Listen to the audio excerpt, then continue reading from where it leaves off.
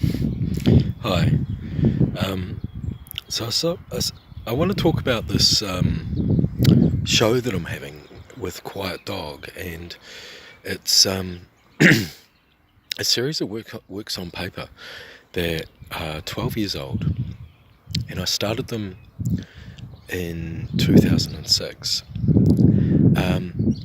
They were part of a very large set of canvases called Giant Saints Monsters, and it was basically a manic binge of automatic drawing and writing, and the conduit in my sort of surreal and automatic graphic narrative process is quite open in that I have practiced a lot of meditative practices and healing techniques that, and I'm probably naturally quite a sort of left-handed, sort of intuitive type person. The connection to the unconscious and the awareness of that connection and the material that comes up has constantly been the work. And of course my unconscious is not indivisible from consciousness, so I'm bringing the darkness to light, you might say, on one level. So when we make art, and especially manual 2D art with our hands, we feel, we think, we notice, and we notice the noticer. This is classic to a lot of internal practice techniques. Although my works on paper now have been remodulated, reworked heavily from the initial stage, 2006, I put them together as a large gate. What I mean by gate is a motif, like a McCann kind of gates and journeys. And I did go on a journey. I showed them at Seed Gallery in Auckland, and it was very overwhelming to initially show this. So there was a lot of fragmented imagery and associative, almost like a hellscape, almost like a sort of psychotic breakdown. And a lot of my material comes from grazing the media, futuristic, are we going to survive as humans, the sense of responsibility that the child in me has for the disaster of my early childhood, family, domestic abuse. So subduction is a physical term meaning an underwater rift of the tectonic plates that creates a large amount of basically underwater landslide, and this is what happened in Kaikoura. And subduction also happens when we are engaged in a fluid and active process with the unconscious in our art making, and that is diametrically opposed to the more conceptual and mediated forms of art making. So my art making comes from the belly, it comes from a vague vision. It's not that it's uninformed, or it's not that it's just springs out of my head, as some commentators think. No, it doesn't just spring out of my head. It springs out of my head, and like water springs out of the atmosphere and flows down a valley in a particular way. And then that water goes into the ocean. So this analogy with tectonics and forces of nature, personal memory, and the stirring up of material underneath that could result in a tsunami.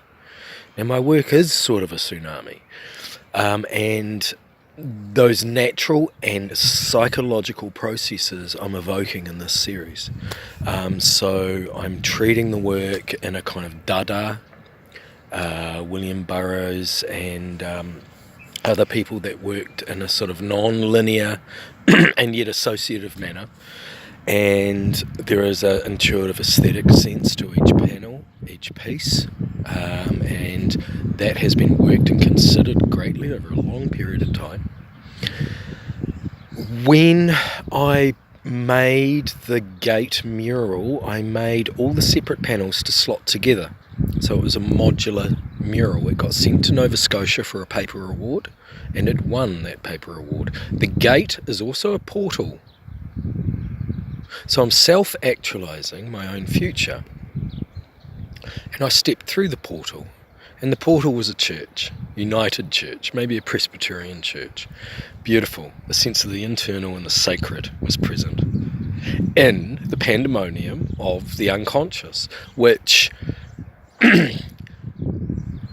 is a hotbed of the animalistic and the psychologically unresolved, the inner conflicts of yourself, of your mother, of your father, of Marxism, of feminism, of a decaying masculine presence of identity or meaning. All the things that all of us are part of in the social soup called New Zealand experiment.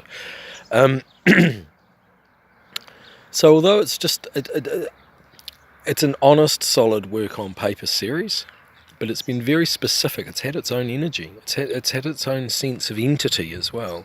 And the fact that upon advice from peers, specifically Warwick Brown, said they work as singles, James. It's obvious. It's not a mural. It's overwhelming. You can't deal with it. I can deal with it. I like looking across the ocean. A lot of people need a paddling pool. It doesn't denigrate the individual forms. I think it's fractal. One piece contains the whole, and the whole is in the one piece. That's fractal. It's holographic. As we are made in the image of the vibration of the centre of the universe. Call that the Big Bang, or Brahma's eyes opening and closing, or your mother's vagina fart, as it were. I love saying things like that. So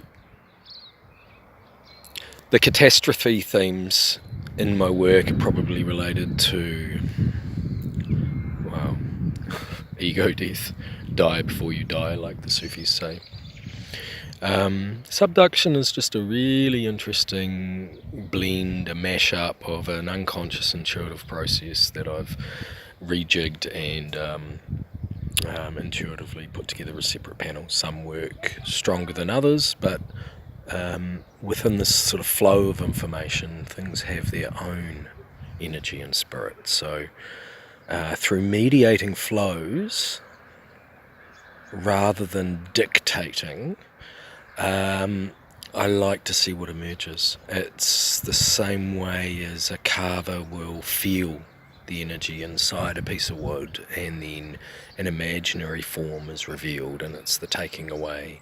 They're very much, the objects, the materials themselves speak to us, and that doesn't sound rational, but that's just another way of saying there's a feedback loop between my perception and what I'm perceiving, as it were. And things do have an energy field, and the boundaries of self are very permeable.